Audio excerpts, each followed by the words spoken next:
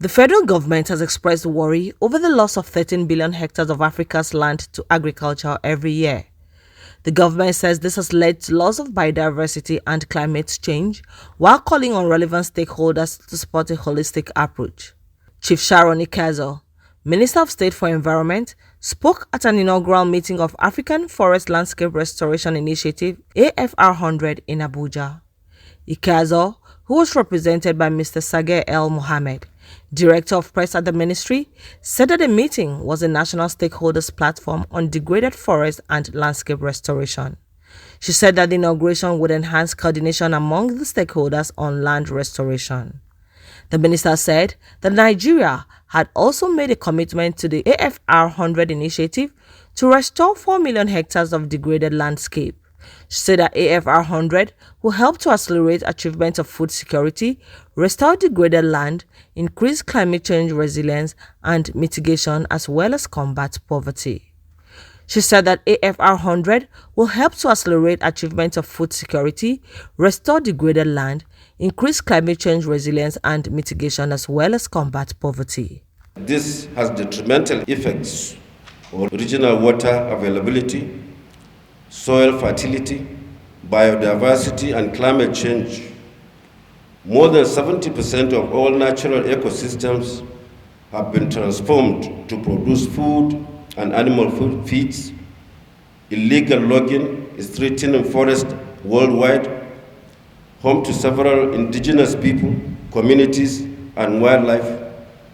Desertification, land degradation induced by deforestation, overgrazing, bush burning, and mining activities, among others, is increasing at an alarming rate in African countries.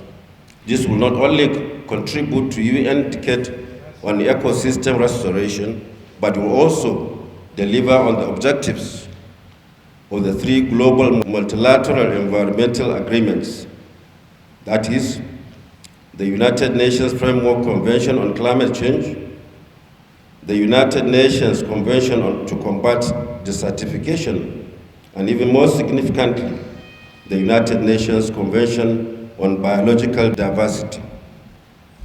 It will also contribute to the implementation of the Sustainable Development Goals and the Paris Agreement on Climate Change Adaptation and Mitigation.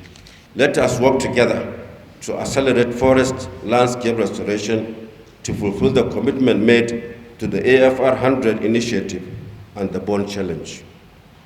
Let us harmonize and integrate the various interventions that are underway on forest landscape restoration to exploit synergies and duplications of efforts. Mr. Hassan Musa, Permanent Secretary of the Ministry, said that AFR 100 was established to reverse degradation in the forest and landscape.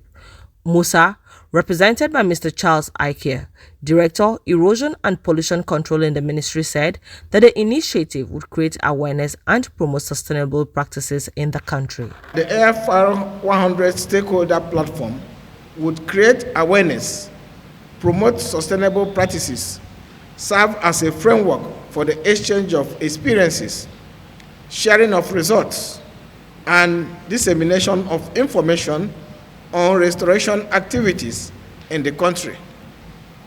It would also present an opportunity for public and private sectors to demonstrate large-scale transformative action to restore degraded land.